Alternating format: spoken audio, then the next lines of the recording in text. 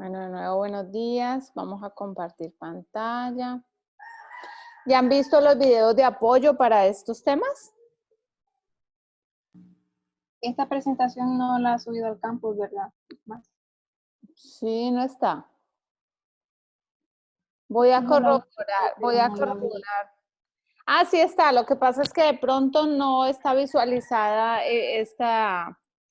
como la última unidad, pero voy a corroborar ahorita después de la clase, porque ya tienen que irla estudiando, ¿sí? Recuerden que es el último parcial. Entonces sí vamos aquí en cultivos intercalados o asociados, ¿no? ¿Tienen Sí. alguna idea qué son esos cultivos? ¿O cuál es este sistema de producción?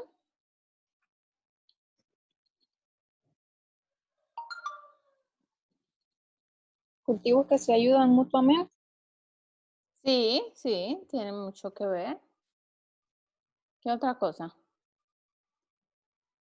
Andrea, Natalie.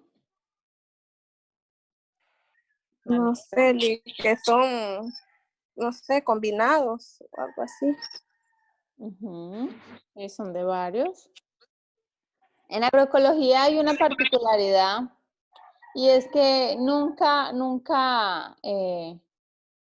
agrada mucho poner o utilizar monocultivos, ¿no? Siempre lo que se busca es tener policultivos, o sea, muchos. Recuerden también las estrategias push-pull, ¿sí? Recuerden la estrategia repeler y atraer. Entonces, siempre se busca o tener un cultivo principal, puede ser en algunas ocasiones, pero siempre se busca un asocio de cultivos. Siempre se busca policultivos y tener así el sistema de producción. ¿Sí? Bueno, vamos a ver cuáles son las claves para estos cultivos intercalados o asociados. Andrea, ¿nos ayudas con los primeros tres, por favor? Ok, un cultivo con raíz pivotantes y uno fasciculados. Ajá. Cultivos de diferentes familias y cultivos de los requerimientos nutricionales sean diferentes. Ok. ¿Qué es eso de raíz pivotante o raíz fasciculada? ¿Alguien sabe?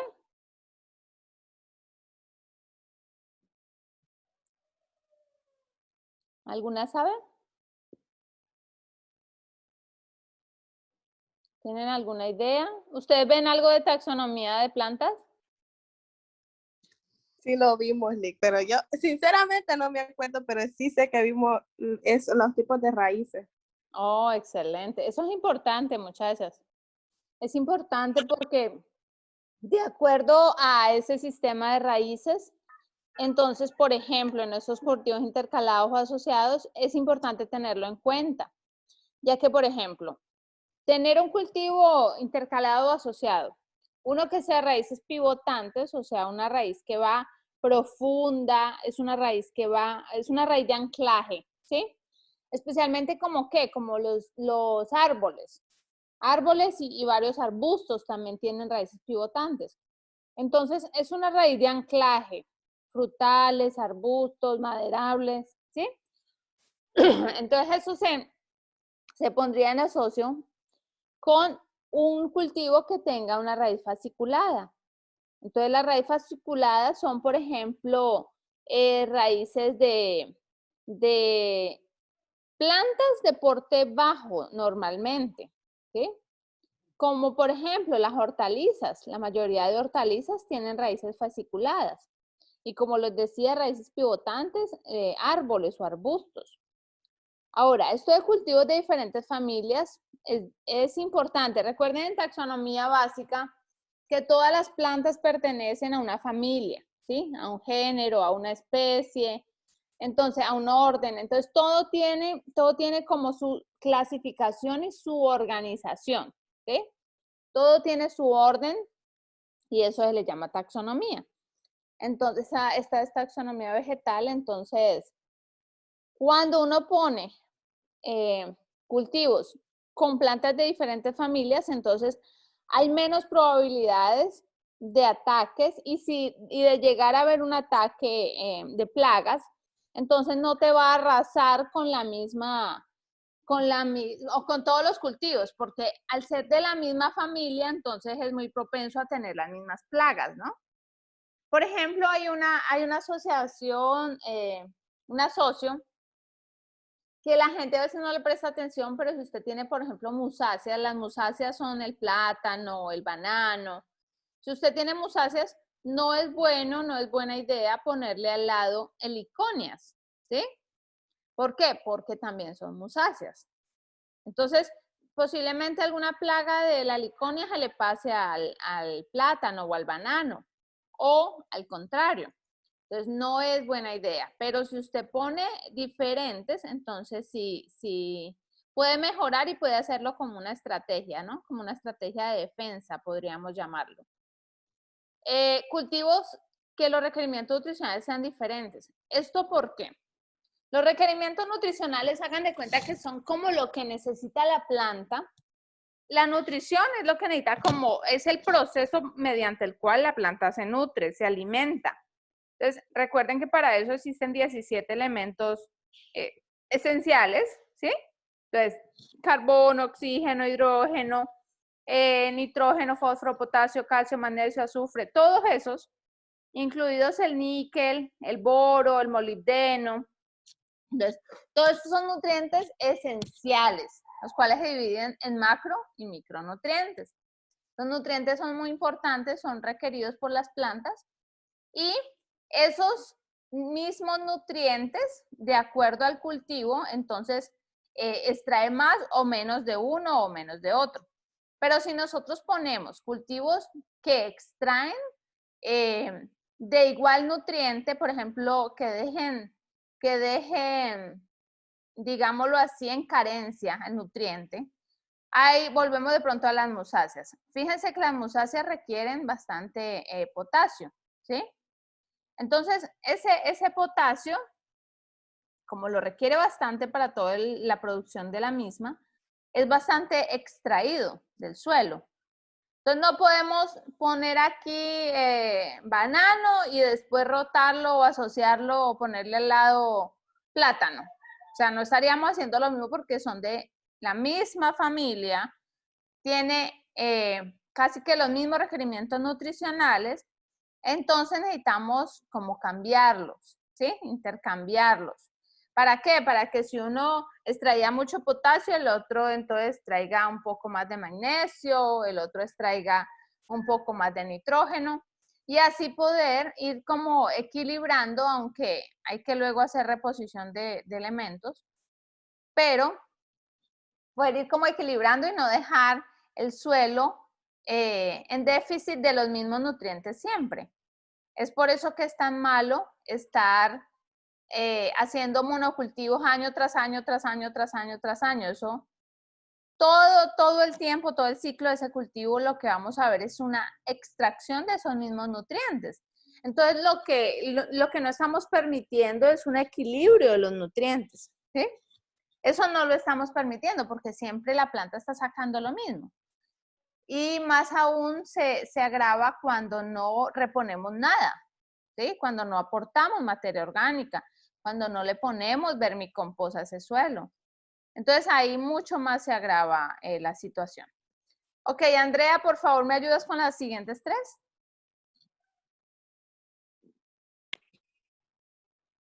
Evitar las mismas plagas y enfermedades. Tiempos de cosechas, requerimientos de luminosidad, sombra y sol directo. Ok, entonces aquí tenemos igual. Evitar las mismas plagas y enfermedades, lo que les decía. Si tenemos de la misma especie, de la misma familia, lo más probable es que vamos a tener las mismas plagas y las mismas enfermedades. Entonces, lo que se quiere siempre es diversificar. ¿Para qué? Para posiblemente si tuvimos alguna pérdida con una especie, no tengamos también pérdida con otra o con todas. Entonces, necesitamos diversificar. Tiempos de cosecha. Los tiempos de cosecha son ciclos. O sea, cada planta tiene su ciclo de vida, ¿sí? Su tiempo a cosecharse. Entonces, nosotros necesitamos cuáles son esos tiempos. Necesitamos saber entonces ¿A cuánto sacamos la piña, por ejemplo? ¿A cuánto sacamos el plátano? ¿A cuánto vamos a cosechar una hortaliza, una lechuga? ¿Sí? No todo tiene el mismo tiempo de cosecha. Entonces, necesitamos saber de esos tiempos para poder estar también adquiriendo cultivo, adquiriendo pues alimentación y adquiriéndola como, adquiriéndola ojalá de una manera permanente, ¿sí? Entonces, si la adquirimos de una manera permanente, permitimos que siempre la gente sí tenga alimento, ¿ok? Bueno, ¿qué otra cosa? Requerimiento de luminosidad, sombra y sol directo. Por ejemplo, miren al lado derecho inferior. Si tenemos unos maderables, entonces que ocupan esta parte alta de acá, y acá tenemos maíz. Vea, son como estratos que vamos poniendo o vamos dejando. Entonces, por ejemplo, siempre se pone maderable con café, con musácea, o sea, plátano, entonces se ponen intercalados, asociados. ¿Por qué? Porque el café y el cacao también, en vez de café. Entonces, el café y el cacao requieren algo de sombra.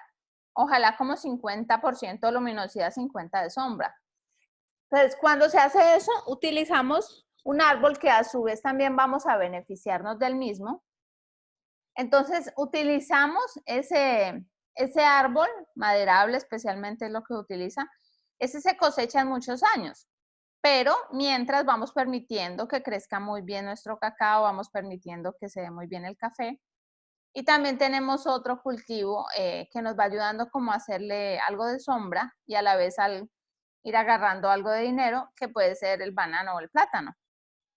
Después entonces ya queda igual la sombra de la parte alta y el cultivo principal, que puede ser en este caso cacao y café. Ok. Que no generen competencia entre ellas. Esa competencia se genera porque son de la misma especie, porque necesitan los mismos nutrientes. Entonces, por eso debemos evitar, ¿sí? Debemos evitar lo otro. Y hábitos de crecimiento. Bueno, hay hábitos de crecimiento, por ejemplo, rastreros, ¿sí? Entonces, saber que si nosotros vamos a sembrar melón, sandía, entonces necesitamos un espacio mucho más grande. El distanciamiento de siembra, entonces también es una de las claves ahí. ¿Sí? ¿Preguntas aquí? ¿Alguna pregunta? ¿Todo vamos claro? ¿Sí? Sí. Ok. Aquí hay unos ejemplos, ¿no? Unos ejemplos. Y este pues es un ejemplo clásico que siempre se dice, ¿no? Siempre leguminosa y cereales. Bueno, familias. Aquí les puse, por si de pronto no conocen, entonces, por ejemplo, leguminosas que son en su mayoría fijadoras de nitrógeno atmosférico. Entonces sirve mucho para fijarle y llevarle nitrógeno al suelo, ¿sí? Para fijarlo. Luego se incorpora y estaríamos aportando nitrógeno al suelo. Entonces son muy buenas, mira todas estas.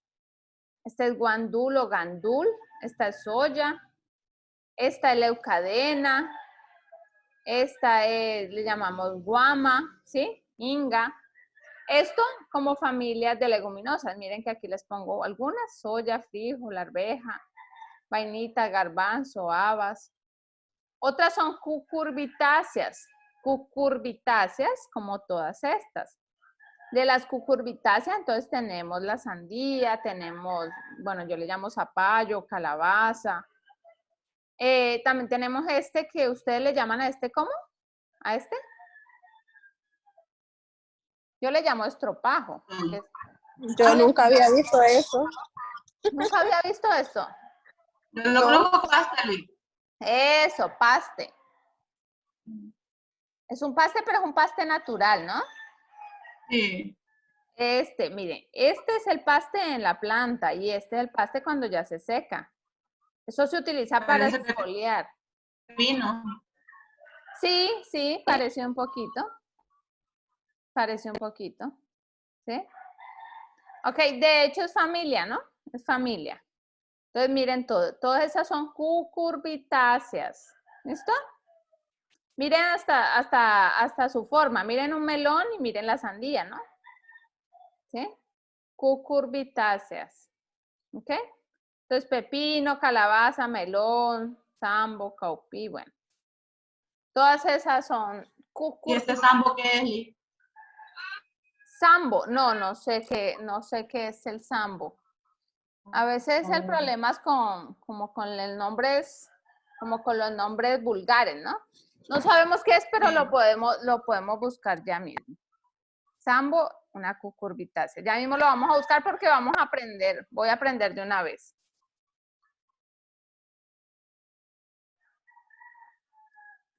Vamos a ver qué es. Sambo. Ah, miren. Pues una cucurbitácea. Así como el zapallo. Es que ese es el problema con los nombres vulgares que le llamamos, ¿no? Sambo. ¿Conocen ustedes la granadilla? ¿Granadilla la conocen? Es una pasifilorácea. Me acordé de la granadilla. Es una Parece, pasifilorácea. no me acuerdo. Bueno, pero esta, vean cómo es. Sí, parece un ¿qué? Como un melón verde, como un zapallo. No sé en qué país le llamen así. Y también esto tiene otra característica, esta familia, y es que estos son zarcillos, como de donde ella se va aprendiendo, así como el melón, como la sandía. Vean, zapallo, calabazas también le llaman algunas, ¿sí? Yo he escuchado que a un mango le dicen samboli. ¿Le dicen cómo? Yo he escuchado que a un mango le dicen mambo. A un mango. Sí, Oh, pero no sí, sé pero esta no, mira, esta es cucurbitácea, ¿sí? Zapallo, chilacayote, sambo, ok. Bueno, ya aprendimos. Es una cucurbitácea, ok. Solanáceas, estas solanáceas, bueno, de muchas de estas las consumimos a diario. Especial, miren las solanáceas. ¿Quién no ha hecho chimol? ¿Sí? Entonces, miren las solanáceas. Pero aquí hay algo particular. Estas, bueno, estas se parecen un poco casi todas. Pero fíjense estas solanáceas. Han visto la berenjena, ¿no? No se las pongo más grandes. Esta es la berenjena. ¿Sí la han consumido? Consumido, no, visto sí. Bueno, consúmala, que es muy buena. Vean, la berenjena. Solo que hay que quitarle como un picantico que a veces no agrada. Estos son, ¿qué? Tomates, también son solanáceas, los ají. La papa es una solanácea, ¿sí? Los camotes son solanáceas. Entonces, miren cómo son las familias. Entonces, ¿qué tenemos que tener en cuenta para poner o disponer y hacer un arreglo en nuestro huerto? Entonces, tener en cuenta eso. Tener en cuenta todas esas claves que les puse ahí y también tener en cuenta, entonces, que no sean de la misma familia. ¿Sí? Entonces, ya uno conociendo la familia o simplemente yéndola a buscar, entonces sabe que no debe ponerla muy cerca de otro. Ok, aquí les traigo un típico ejemplo que es el maíz y el frijol. ¿Sí lo han escuchado? Ah, entonces se siembra el maíz, siembra el frijol, luego cosecha, puede cosechar el maíz y le queda como la varita, como el palito tutorado, le llamamos nosotros en agronomía. ¿Para qué? Para que se vayan todo el frijol como subiendo o tutorando en los tallos de los maíz ya secos. ¿Sí? Aquí hay un vivo ejemplo de lo que les decía, miren. Estos son árboles maderables y este es café, ¿sí? Porque tanto el café como el cacao siempre requieren sombra, ¿sí? Requieren sombra, es lo ideal para cultivarlos. Este es un modelo de sistema agroforestal, ¿sí? Un modelo nomás. Entonces, aquí hasta les pongo cuánto por cuánto sembrarlo, ¿sí? Entonces, cuando se hace o cuando se pretende realizar un tipo de modelo, un tipo de arreglo como este, siempre se hace primero en papel, ¿no? Entonces se dice, bueno, ¿cuánto por cuánto? Hay que sembrar uno, hay que sembrar el otro. Por ejemplo, aquí miren, este palito representa la yuca, entonces a 1 metro por 1 metro, ¿sí? Cítrico, en este arreglo, en este modelo, se sembraría 5 por 5.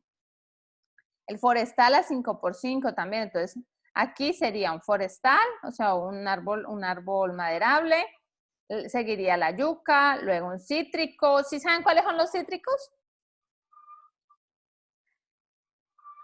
Sí. ¿Cuáles? La naranja, limón, Muy bien, la naranja, limón, la mandarina, la toronja. toronja. Ajá. Todos esos son cítricos, ¿ok? Bueno, leguminosas. ¿Saben cuáles son las leguminosas, no? Ya les había mostrado un poquito. ¿Sí se acuerdan? Las fijadoras de nitrógeno. Frijol, Ajá. frijoles, Sí. A ver, para que recuerden un poquito más, es importante. Leguminosas, soya, frijol, arveja, vainita, garbanzo, habas.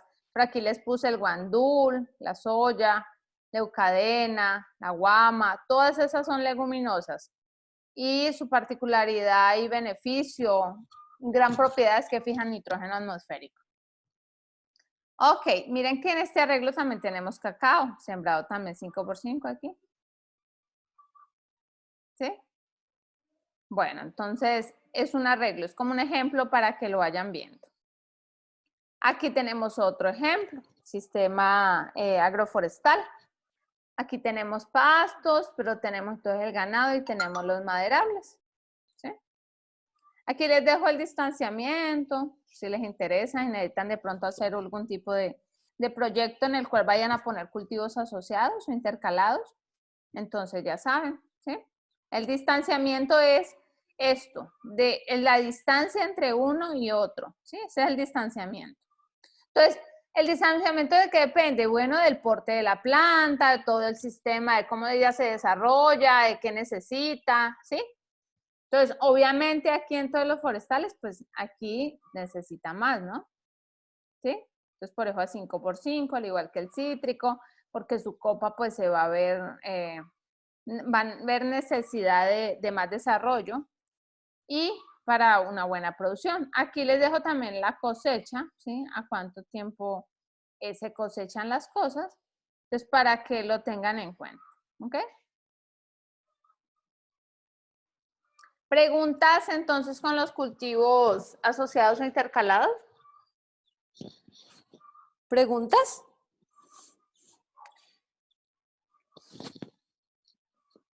Si les digo, bueno, hágame un dibujo, un cultivo asociado intercalado, ¿ya lo pueden hacer? ¿Sí? ¿Lo pueden hacer?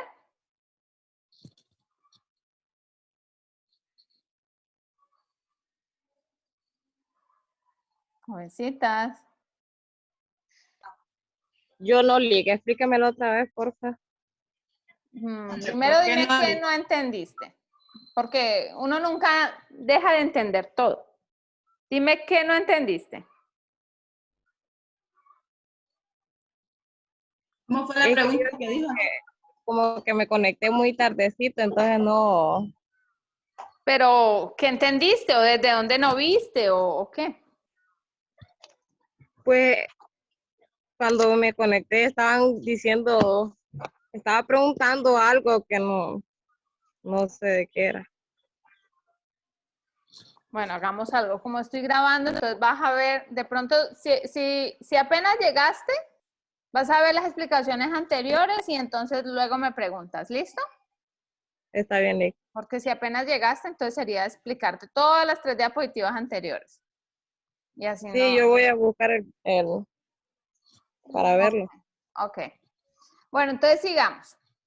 Otra de las prácticas muy buenas y muy aplicadas en agroecología, especialmente cuando necesitamos realizar la producción, entonces limpia, ¿no? Producción libre de insecticidas, acaricidas, nematicidas, herbicidas y todos estos sidas.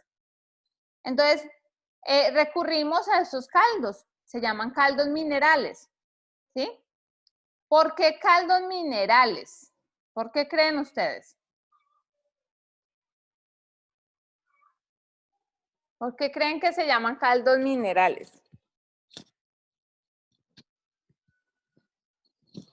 Son preparados. Son preparados, sí. ¿De dónde viene la palabra mineral?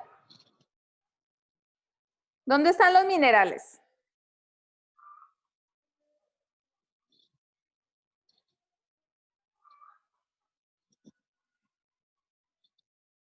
Minerales, chicas. En el suelo y algunas rocas hay. Ajá. Los minerales vienen de las rocas. ¿Sí? Algunas no, todas las rocas tienen minerales. ¿Sí? Ok. Hay minerales primarios y minerales secundarios, pero bueno, eso es otra cosa. Ok, entonces vienen los minerales. ¿Qué es esto de los caldos? Esto es una alternativa para manejar los problemas fitosanitarios, ¿sí? Es una alternativa para no utilizar todos los SIDAs que ya les mencioné. Para nosotros saber específicamente un caldo sirve para qué, entonces lo estudiamos un poco más, ¿sí? Recuerden, aquí les dejo tres links para ver los videos y entiendan un poco más del tema, o también les dejo la preparación de alguno de ellos. Entonces, ¿qué tipos de caldos hay? Hay muchos, pero estos son de como los más clásicos, ¿sí?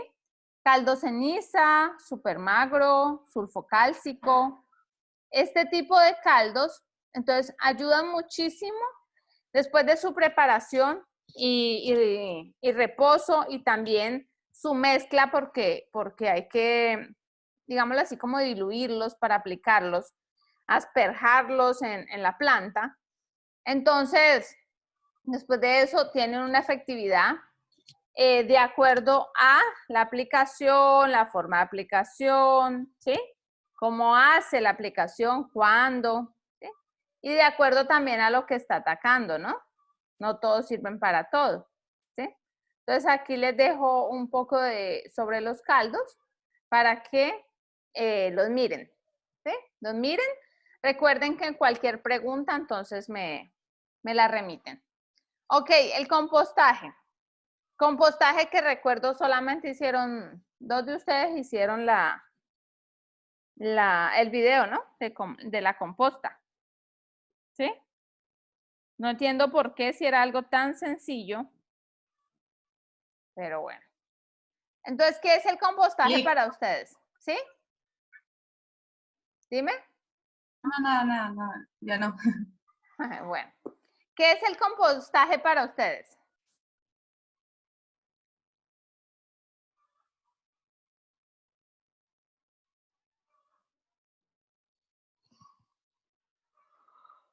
Es algo que le ayuda a la planta, liga, para que crezca mejor o saludable. Algo que le ayuda a la planta, ajá. ¿Qué más?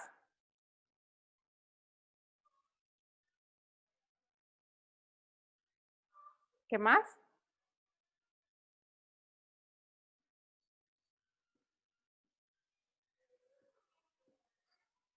Ninguna más sabe qué es compostaje, una definición de compostaje.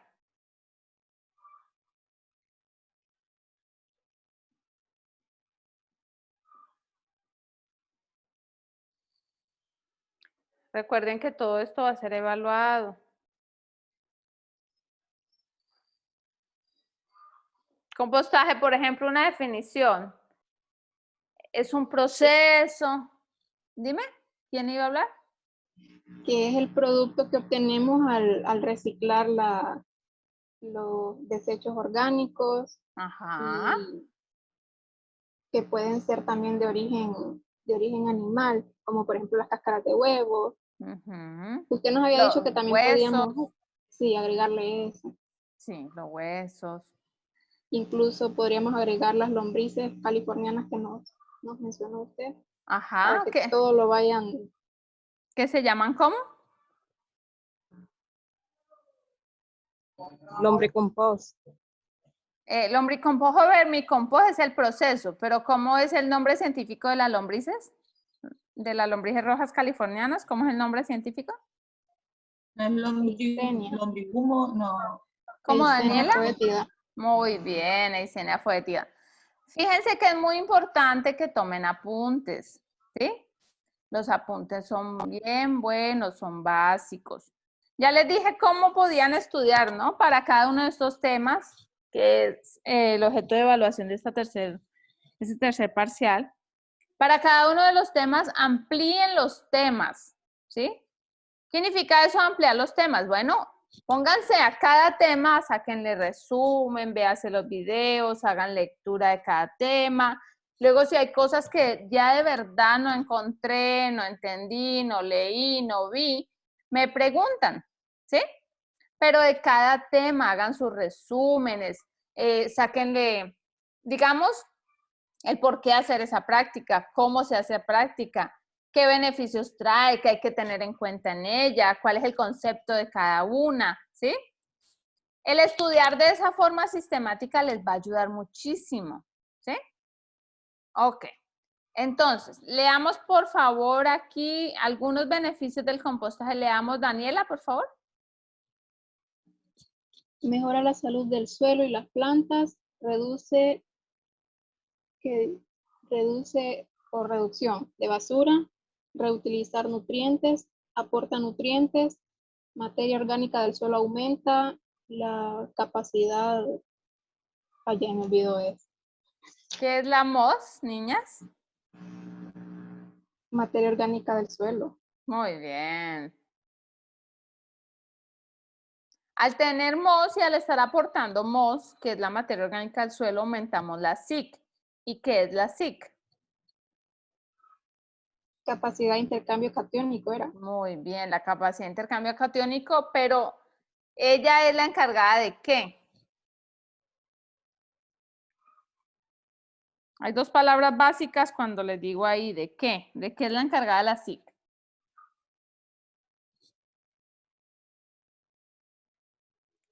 ¿De qué?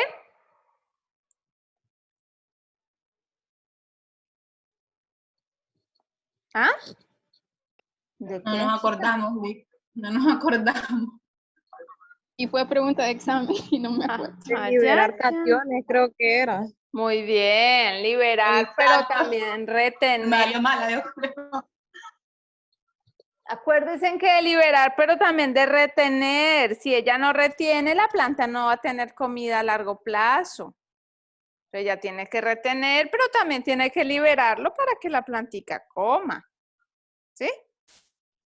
Ok, entonces reutilizamos nutrientes. ¿Por qué? Pues porque todos estos residuos de jardín, residuos de cocina, todo esto, entonces hay nutrientes. Por eso decimos que reutilizamos nutrientes. Entonces, por eso la composta es importante, llevar los desechos orgánicos de la cocina, llevarlos al lugar donde lo compostamos. ¿Sí? Eso es bien importante. Mejora la salud del suelo y las plantas. Claro que sí, al estar muy bien el suelo, al estar saludable, al tener macro y micronutrientes, pues por ende las plantas también van a estar bien, ¿sí? Reduce ¿qué son toneladas de basura que podemos estar nosotros contribuyendo para que no se saquen y se viertan en basureros y muchísimo más basureros que no tienen manejo fitosanitario, ¿no? Ok. A tener en cuenta, a ver quién está por ahí. ¿Qué se debe tener en cuenta?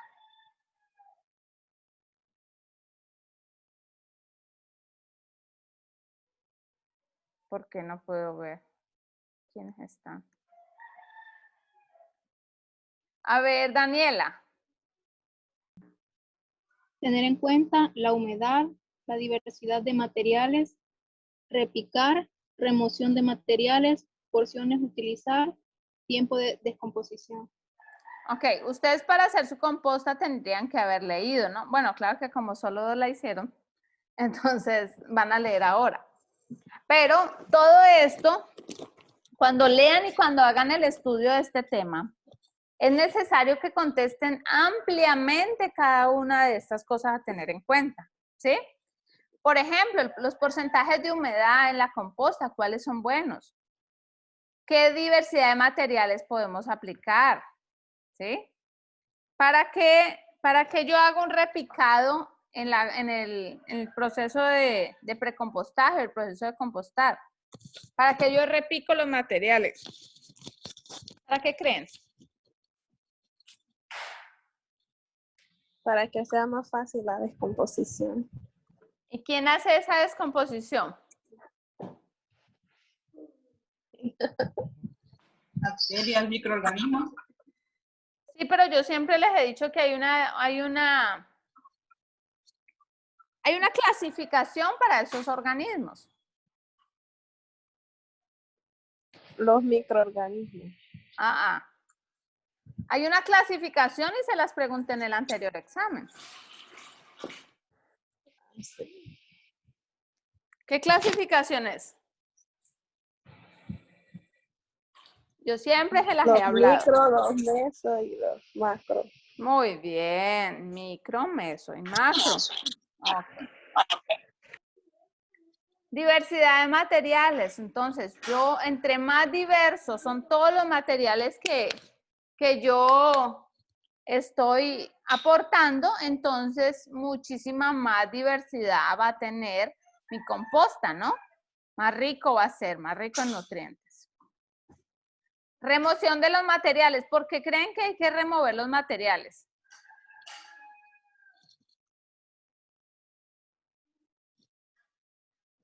¿Para qué se remueven los Para que se materiales? integre todo. Para que se integre, sí, es una de las cuestiones. ¿Para qué más?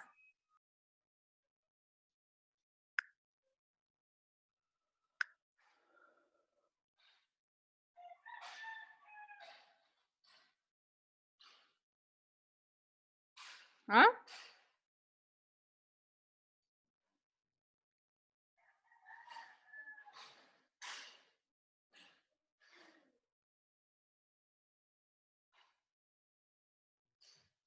Entonces,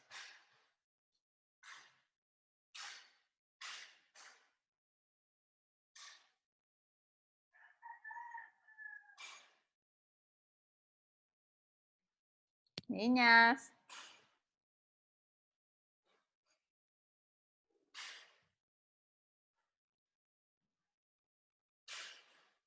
¿No sacó el sistema o qué pasó? Bueno, vamos a